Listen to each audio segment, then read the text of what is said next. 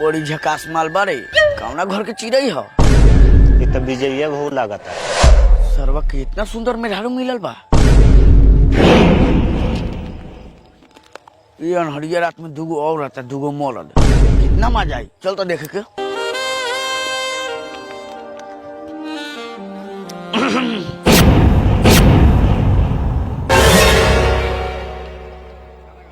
मौका बाज मिलल बुनिया झार लेवे दे, झारे दे झारे दे झारे दे झारे दे।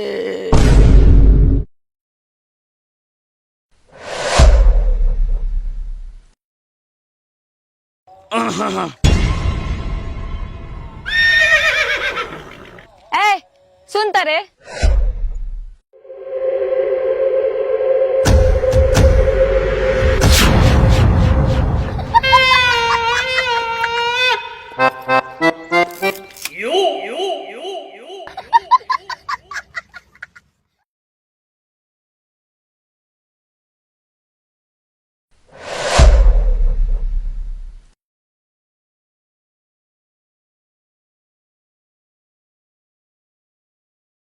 कोरिए खाली नाम के राजा बनिहन, झूठो के हई कदम हऊ कदम आ बार बस को उकरी हईले ना। आज कोनो बोलिए के नहीं जाता, बिहान मुंह में मुती तब बुझाई। इहमे लोग अपना घर परिवार ला का ना करत है। आगो ई बा खाली अपने फेर में रहले कोरिया, सब इनको चस्कर छोड़ावत नहीं हो। चुरैन उरैन धल लई का भूसरी के एने से तो बनिए से गेर लखो, ओने से बुदबुदाते आवता।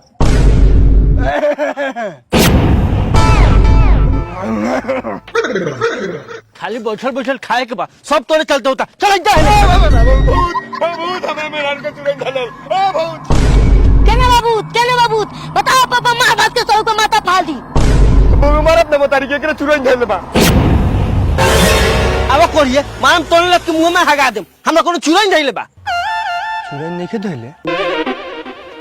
बाप रे बाप।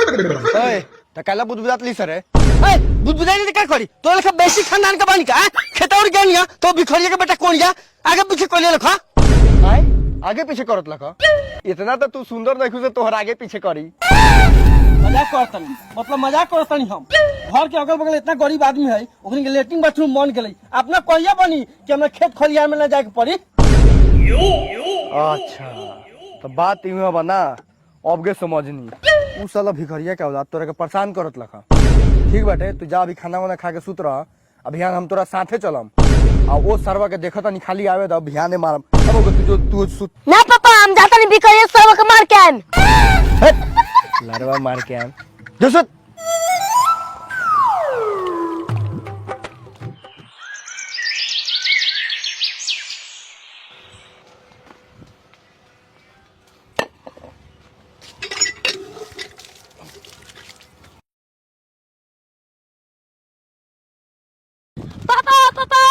पापा घर में सांप काट ले पापा।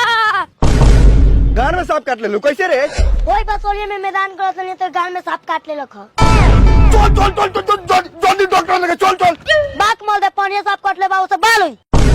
अलाई को लौंग लिया खाले हम ठीक हो जाई। अरे बाप रे बा दादा हो दादा, हमें राजबा के तो सांप काट लेल हो दादा। केने काट लो रे बउवा काहे लगे रहली होने, अब हम कैसे रह। ए चुप। आ तू देखली सर से ऊपर सांप लखा। हां काट के गन मुड़ी उल्ट के भागत ललका तो साले के नटिए पकड़ ली आ फिर दे हाथ में कट ले बा। ओई तोरी बहन करे के इतना ढीठ कहिया हो गेले रे? सालो हम तो एगो बिढ़नी से डराइले आ तू हाथ में सांप के पकड़ लो तरे। इतना खतरनाक लइके तो हम पैदा ना कइले रहनी। तो कोनो तोहर लइके थोड़े बा। आय हमर लइके नहीं खे कौन खुसरी। मतलब शेर लइके नहीं पैदा कइले बा, तोर लइका मौगा थोड़ी बा। हां त शेरे का मौगा ना, काहे कि हमको गिदर आए के पोता बनी, गिदर आए के। हाँ तो तू गिदर के पोता हो क्या भाकू रह के? 3 दिन से तो कहते हैं लेटिंग बनावेला, लेकिन तू सुनत ना पारे। आज के पनिया सांप तू कर रख बिहान गहमन सांप काटी तब तोरा बुझाई। हम तो भगवान से मनाइले, हे भगवान कि पहले यही कोरिया गांव में सांप काटो। ए तू बस सॉरी में का कर जालस रे? चल घरे, आज तो घरे में हो गया चल।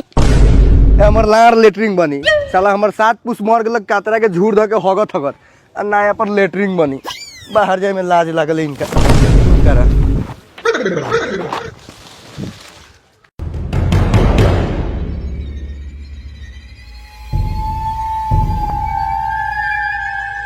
विजया बहू, ए विजया बहू। हाँ दीदी चल चली।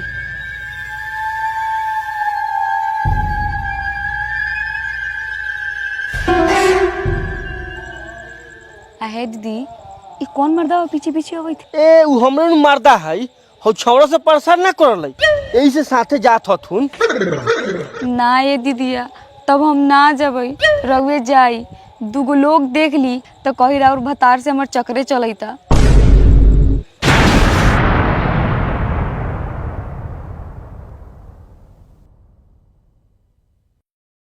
करे कल हुए वाला बाका हम मर्दा सरवा कौन बा ओकरा साथे।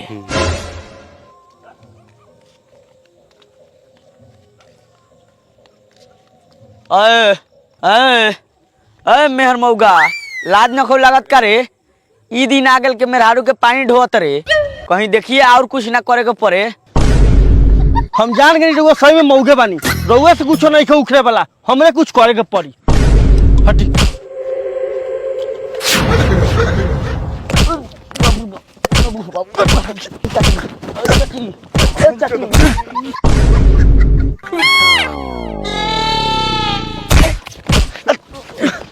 तू दोग लिए नाम कमायल बारे, बिहान लेटिंग ना बनी तो जान जिए घर में जुलुम हो जाए।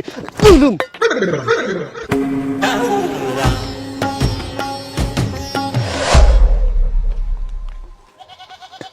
ये निर्णय तो सबसे सही निर्णय बा। आजकल जेकरा घर में लेट्रिन बाथरूम नहीं थे ओकर इज्जत कहाँ बा? ओकर सब इज्जत होता खेत में बउआता का चौकता चल। कहनिए कि तू खाली बातें बड़का बड़का करल कि कामो अच्छा करल। ई का बात करते रहो, है गौवा देखा रहा है। गौवा में सब घर में लेट्रिन हम बनेले बानी, मिस्त्री से बहुत बा, लेकिन हमारे से बनवाए पर एक ही फायदा बा, हगबा सराक थीन आ टंकी में जाई धराक थीन। अगर दोसर मिस्त्री से बनवावत रह हगबा फस फस फस कह के तरीका से टंकी में गिरी, आधा पाइपे में रुक जाई। ना ना ना वो धर पकड़ वाला काम नहीं करवावे के। लेटरिन बाथरूम बार बार थोड़े बनले, बनवाएम तो मजबूत बनवाएम। कहनिए में खर्चा कितना लग जाई? खर्चा है मने में खाता है कौन बात? हम डिजाइन के पैसा ले ले, जैसे डिजाइन बनवाए वैसा पैसा लागी। हो गाँव में डिजाइन ना वाले क्या? हम अरे डिजाइन ना वाले ना, चलो ना जगह देखा उस हिसाब से हम पैसा बता देम। चलो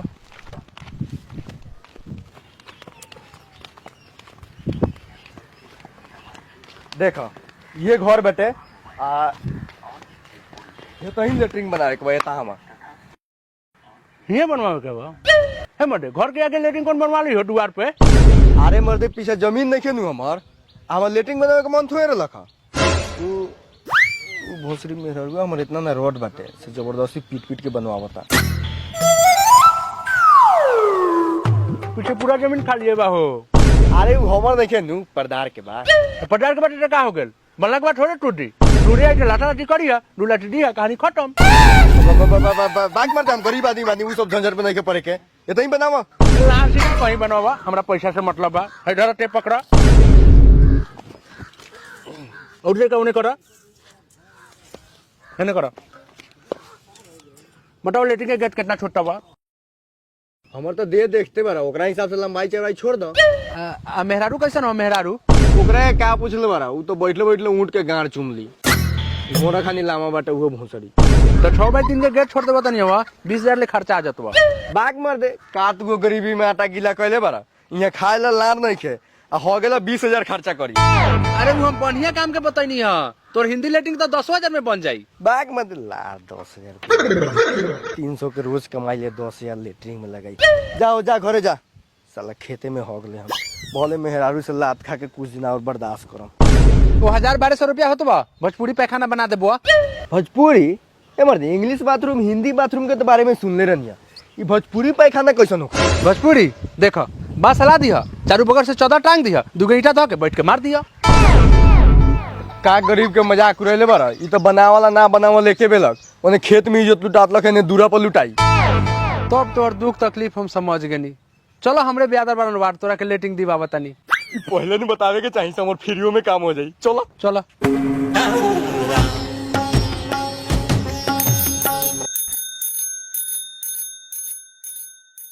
वार साहेब, ओ वार साहब कहाँ बरन? जाना पीछे बारन। अच्छा ठीक बा।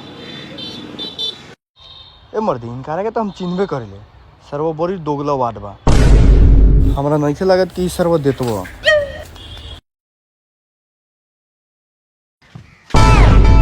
तो का भेल? ए मर्दे तो व्हाट्सएप खुदे काना में से लोटा लेके निकलत हुआ। हे मर्दे उनका लेटिंग के कमी बा, उ तो शौक से खुला में लेटिंग करे जा लब। बताओ पहले एकरी बहन करा लोग यहाँ शौक से खुला में मैदान करे जाता, हमनी के मजबूरी बा। प्रणाम और साहब। प्रणाम प्रणाम। कहा ना मिस्त्री, का हाल बा? ठीक बा रहुए दुआ से। तब कैसे कैसे अइल ह? बड़ी आशा लेके आनी है। हइये 12 गरीब आ इनकरा चाहिए एगो लेटिंग, मुखिया जी से कह के रहुए दिवा दू। अच्छा, अरे ई तो वो टोला के बाटे, कहाँ हमरा के वोट देवले चाहे मुखिया जी के? अच्छा तो मतलब रहुआ के हम वोट दे हम तभी हमरा कोनो सामान दे हम, बाकी ये गाँव में हम गाड़ लिवावला बानी, जैसे कि अपना घर से देवतानी ना। ए घर से दी चाहे कहीं से दी, जो जाना के वोट देवला सोकरा से लिए, कौन मुंह लेके अइली सर हमरा दूरा पर? ये बेइज्जती करावे ऐसा चुती आदमी लग लिया ला। 2 पैसा कमाई लेकिन शान से जी ले, खाए पेट में जाम खेत में, लेकिन ऐसा इंसान वाट के मुखिया के दूरा पर मुते ना आएम। रख अपन लेटिंग अपना गाड़ में साला।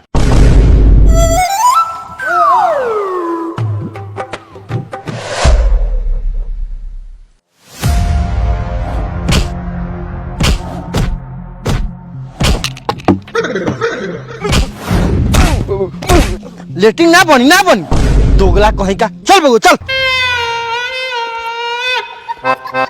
सुन ले, आई बेइज्जती खानदान में दोबारा हम लात धरे वाला नहीं छी। काम के ना काज के, अब भातार खाली नाम के।